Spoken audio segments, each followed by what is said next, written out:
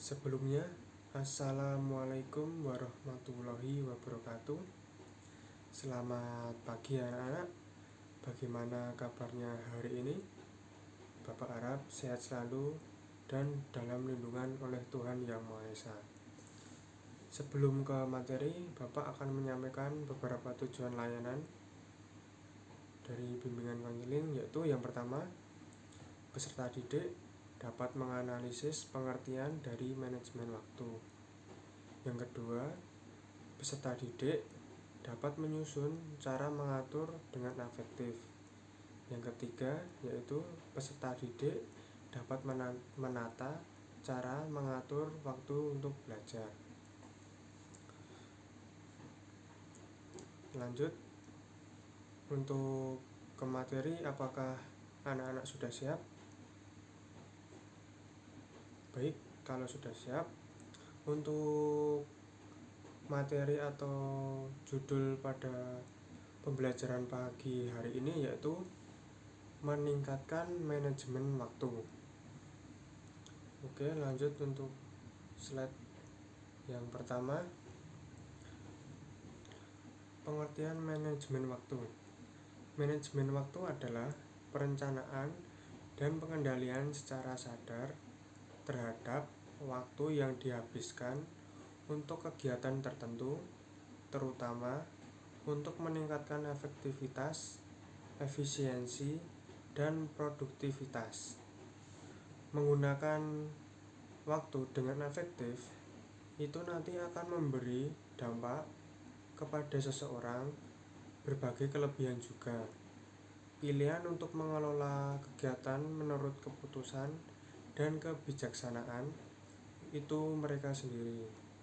Lanjut, manajemen waktu biasanya selalu didukung oleh berbagai keterampilan, alat, serta teknik yang digunakan untuk mengatur waktu ketika menyelesaikan tugas, proyek, dan tujuan tertentu sesuai dengan tanggal atau deadline, atau nama lain tempo waktu.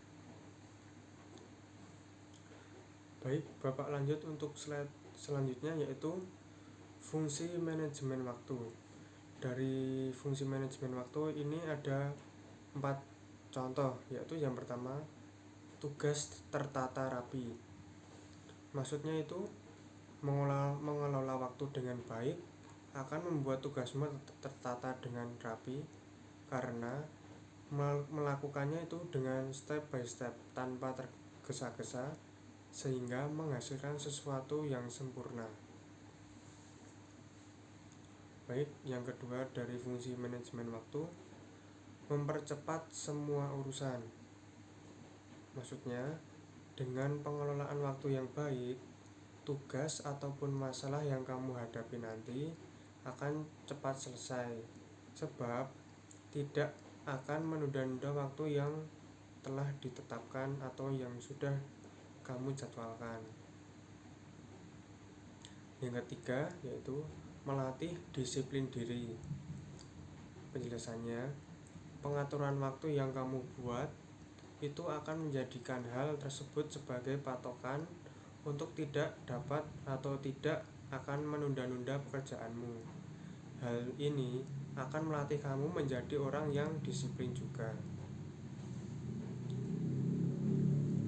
Baik, yang keempat, yang terakhir dari fungsi manajemen waktu, menjadikan kamu orang yang bertanggung jawab. Maksudnya, selain itu, dampak pengelolaan waktu yang baik akan menjadikan kamu sebagai orang yang bertanggung jawab, karena melakukan tugas dengan sungguh-sungguh dan tepat waktu. Lanjut untuk slide berikutnya, yaitu cara mengatur waktu belajar. Walaupun terdengar sederhana, sebenarnya cara membagi waktu belajar dan bermain itu tidak semudah itu loh.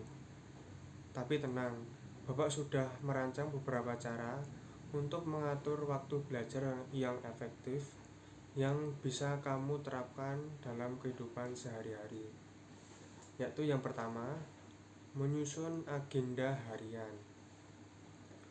Maksudnya, menyusun agenda harian ini membuat kamu lebih mudah menentukan kapan kamu harus belajar dan kapan kamu harus bermain.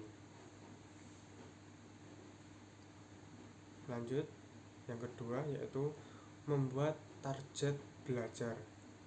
Maksudnya, membuat target belajar itu akan menjadi salah satu strategi belajar yang tepat, yang memudahkan kamu untuk lebih fokus mendalami materi pembelajaran yang ingin kamu kuasai.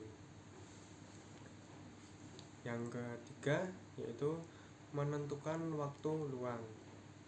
Maksudnya, menentukan waktu luang ini menjadi bagian yang penting dari cara mengatur waktu belajar yang efektif.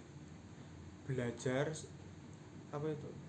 sampai lupa waktu itu tentunya tidak akan membuatmu lebih senang, tapi akan membuatmu lebih mudah lelah dan stres.